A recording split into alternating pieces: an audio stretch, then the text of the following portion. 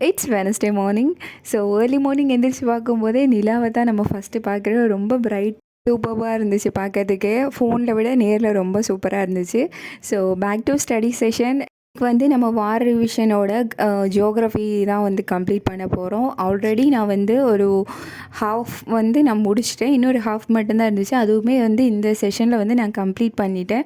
Morning session அப்படின்றது எப்பயுமே வந்து நமக்கு 3 ஹவர்ஸ் இருக்கும். இந்த 3 ஹவர்ஸ் வந்து நம்ம எவ்வளோ பொட்டென்ஷியல் கொடுக்குறோமோ அவ்வளோ வந்து நம்ம மைண்டில் நல்லா போய் ஃபிக்ஸ் ஆகும் அப்படின்றத நான் நம்புகிறேன். இது வந்து சைக்காலஜிக்கல் ஃபேக்ட்டும் கூட.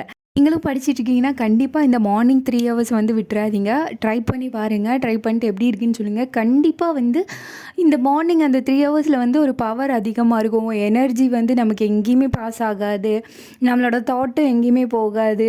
நம்மளோட ஃபுல் கான்சன்ட்ரேஷன் வந்து ஸ்டடியில் மட்டும்தான் இருக்கும்.